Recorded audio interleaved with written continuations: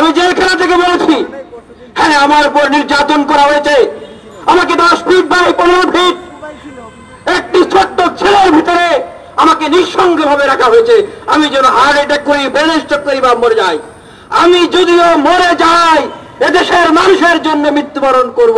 আমার দলের নেতৃবৃন্দদেরকে বলে দিবেন, আমার দলের তরুণ দেশপ্রেমিক নেতাদেরকে বলে দিবেন, তারা যেন এই সরকারের সাথে আপোষ না করে।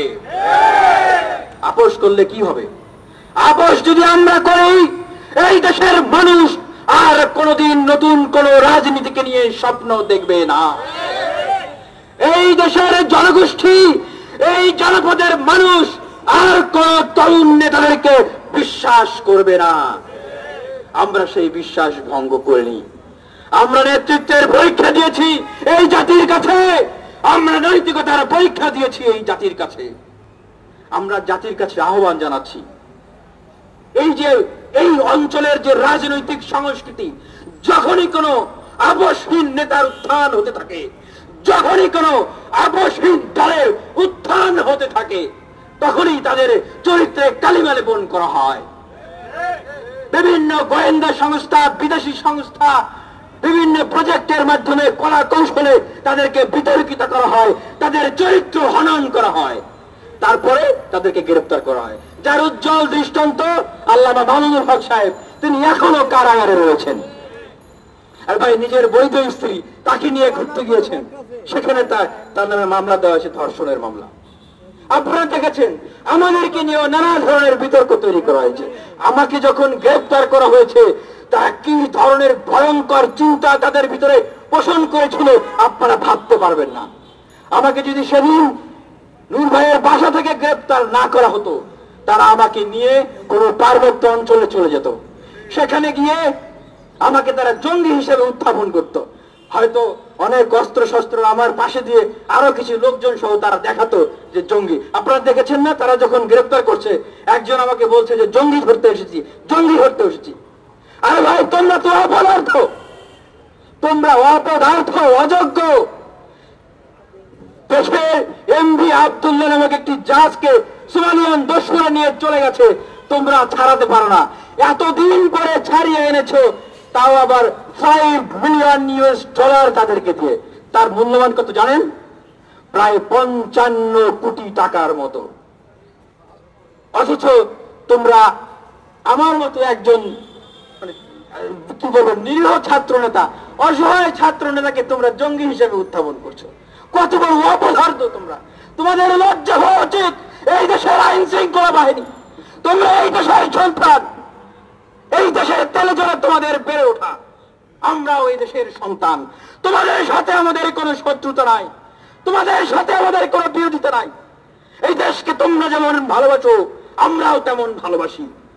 এই দেশের স্বাধীনতা, সার্বভৌমত্বকে রক্ষা করার দায়িত্ব তোমাদের, যেমন আমাদের সকলের স্বাধীনতা, সার্বভৌমত্ব রক্ষা করার দায়িত্ব।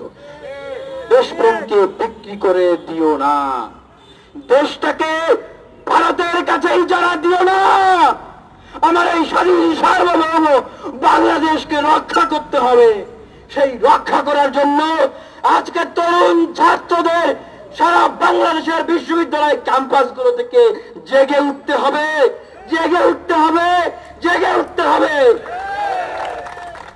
গতকালকে দেখলাম যে আমাদের রব ভাই স্বাধীনতার পতাকা উত্তোলন করেছিলেন, যে মহান ব্যক্তি, তিনি কান্না করছেন। আজকেও দেখছেন যে আমি কাঁদো কাঁদো কণ্ঠে আপনাদের কাছে কথা, আপনাদের সামনে কথা বলছি। কারণ কি জানেন? কারণ জানেন? আপনারা হয়তো জানেন না, বলে দিচ্ছি। আবারও যে কোনো সময় আমাদেরকে গ্রেফতার করা হতে পারে, যে কোনো সময়, বা যে কোনো ভাবে সাবোটেজ করে অথবা অ্যাসাসিনেট করে আমাদেরকে মেরে ফেলা হতে পারে। একটু আগেই বলেছি কেন? কারণ এরা পয়সার কাছে বিক্রি হয় না, এরা মাথা নত করে না, এরা আপোষ করে না। তাদের ভাষায় আমরা নাকি রাজনীতি বুঝি না, আমরা নাকি বেশি সৎ, আমরা নাকি উম্মাদ দেশপ্রেমিক। সেজন্যই বলছি, এই সারা বাংলাদেশে এরকম যারা উম্মাদ দেশপ্রেমিক রয়েছে, এই সারা বাংলাদেশে যে তরুণরা রয়েছে যারা বিক্রি হয় না, তাদেরকে এগিয়ে আসতে হবে।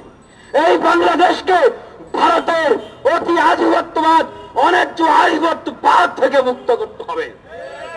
ইন্ডিয়া আউট যে মুভমেন্ট তৈরি হয়েছে সেই মুভমেন্টকে এগিয়ে নিয়ে যেতে হবে। আমাদের আগামী দিনের মুক্তির পথ এটি।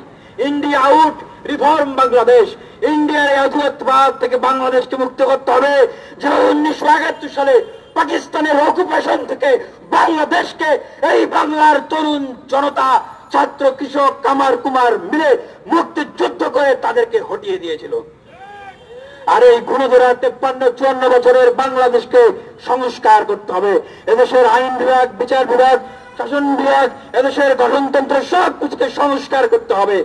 দুর্নীতি বান্ধব কোন গঠনতন্ত্র, এক কেন্দ্রিক ক্ষমতা কাঠামোর রাষ্ট্র ব্যবস্থা এই বাংলাদেশে আর চলতে দেওয়া যাবে না। এ বলে আমি আমার বক্তব্য আপনাদের সামনে শেষ করছি। ইনশাআল্লাহ আপনারা আমার জন্য দোয়া করবেন, আমি যেন আরো সুস্থ হতে পারি দ্রুত, এবং আবারও আগের মতো দারাজ কণ্ঠে আপনাদের সাথে কথা বলতে পারি, বক্তব্য দিতে পারি। ধন্যবাদ সবাইকে।